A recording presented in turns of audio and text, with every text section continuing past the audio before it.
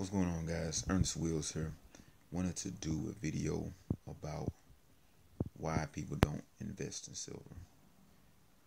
I think it's obvious why most people don't invest in silver. First of all, most people don't save. There was an article, I think, on Zero Hedge not too long ago about how I think 50% of Americans can't afford to handle a $500 emergency. That's because people don't save money. Now, it could be because the economy is so bad and wages are so low compared to the cost of living that it's difficult for people to save. That could be a factor. But I think it's more so based on the fact that people are consumers. Man, I live in St. Louis, and in surrounding counties like South County, West St. Louis County, that type of thing, we got new stores popping up everywhere, but we don't have new factories popping up. Everything that's popping up is for someone to consume. New clothing store to buy new clothes, new restaurant for people to eat at, another place to spend money. But we're not building things that produce. And so if people are just spending their money left and right, then now they're not going to save. They're not going to be able to save. And our economy is completely consumer based. And a lot of people are getting into debt to consume. So that's one reason why I think that people don't save in silver, just because they don't save, period. Second, for those who do save and still choose not to save in silver, I think it's because they don't understand the role of silver. Silver is wealth preservation. If you say starting in, I don't know, we'll say the 1970s, and you saved in dollars and you accumulated, I don't know, we'll say you accumulated $10,000 and you pass that on to your grandchild. They did nothing with it and just put it in the bank, just didn't do anything with it. That $10,000 would obviously buy a lot less today than it did in 1970. But if they saved it in silver or gold, that would be that $10,000 would be worth over $100,000, well over $100,000, and it's because it's a preservation of purchasing power. And when it comes to saving, people don't think about preserving their purchasing power. It's amazing because I see people who look at rising prices and they see it and they're aware of it, but yet they don't do anything about it. They don't try to earn more money. They don't try to put their money somewhere where it can grow at least to match the rising price of inflation. They don't do anything about it. They just ignore it and keep moving forward.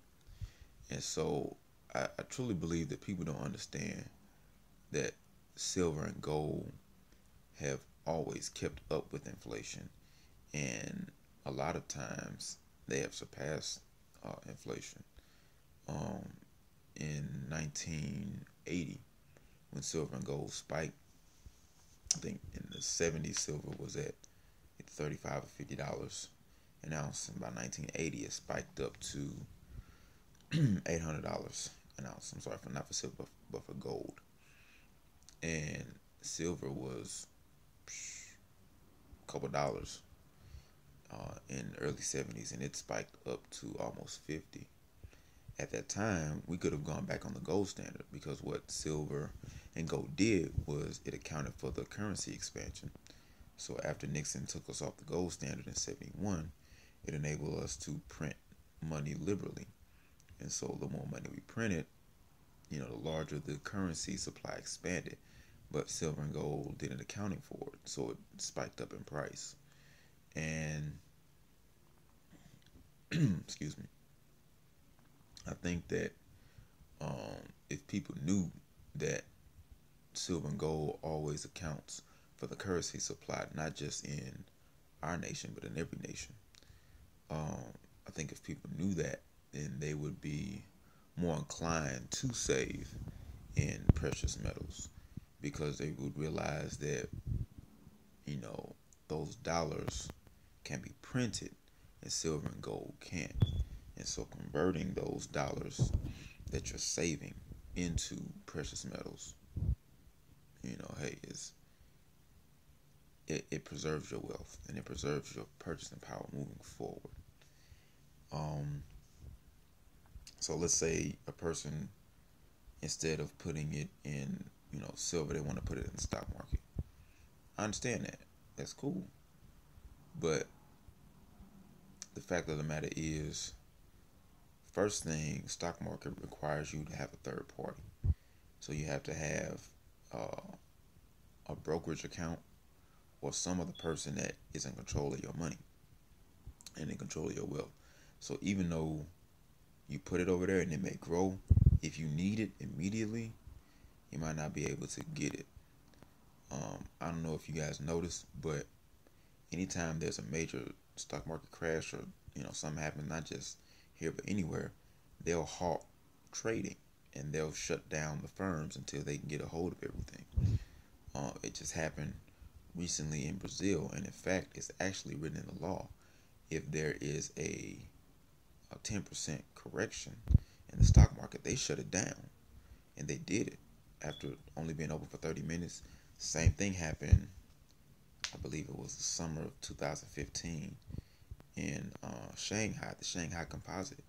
It was crashing. First 30 minutes, they shut it down, closed it. Now, what if your savings was in there and you were trying to get it out? You can't get access to it should something like that happen.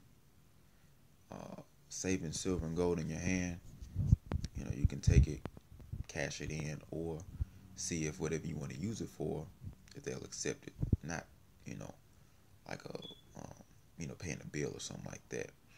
But obviously, if you had to pay a bill or something, you would have to take it to your local coin shop, and they would exchange it. Maybe a bank would. Most don't use gold and silver now. They used to. So maybe that option would be good for you. But that's one issue that I have with the stock market. Second issue with the stock market is it doesn't preserve purchasing power. The stock market is at all-time highs, but it's only because a few companies are holding it up. All of the big companies are holding the market up. Second thing is that the stock market is inflated with debt. If you look at the stock market from 1970 to now, and you look at our national debt from about 1970 to now, you'll see that they're both up about 25 times. So that tells me that what has held our stock market up all of these years is debt. And that's exactly what it is, because every dollar that's been printed since 1970 is debt, because it's not backed by gold. It used to be backed by gold, it's not anymore. So the stock market is inflated with debt. Therefore, it cannot preserve your wealth the same way that gold and silver do. A lot of people are upset. A lot of gold and silver stackers are upset because gold and silver are down, but they're down in the short term. If you look at long term, they're outpacing the S&P 500 and the Dow tremendously. They're outpacing them big time. Gold was about $200-300 in the early 2000s. Now it's at $1,300 almost.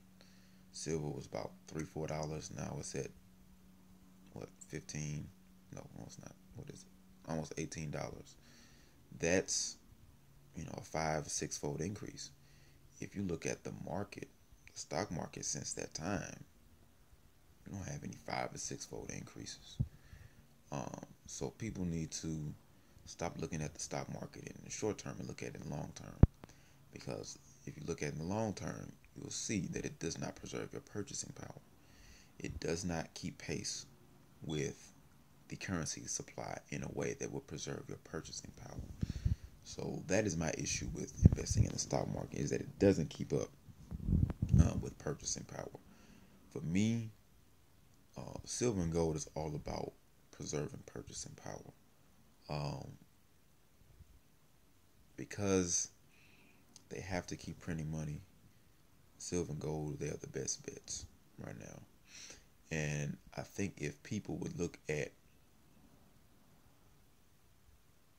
silver and gold from a perspective of preserving purchasing power rather than looking at the nominal price, they would be more inclined to invest. People are looking at Amazon stock and Facebook stock and saying, oh, this is what the real value is. Those companies don't produce anything. They don't produce a thing. They are extremely overvalued. And so silver and gold hold value.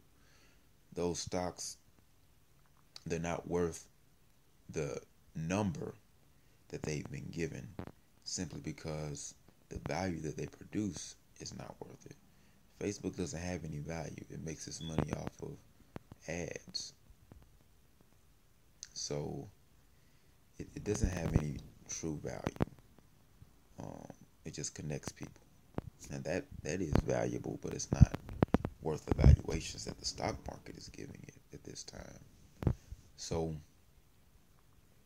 I mean, people, and honestly, last thing I think is because the media. People don't save in gold and silver because the media constantly bashes it. They bash it because their owners don't want people to invest in physical gold and silver. If people invested in physical gold and silver, the market would absolutely be destroyed, and supply would dry up because there isn't enough gold and silver to go around. There is 7 billion people in the world. There's about 2 billion ounces of silver. So there's not even enough for every person to have half an ounce. So let alone if, you have somebody who has, hundreds or thousands of ounces.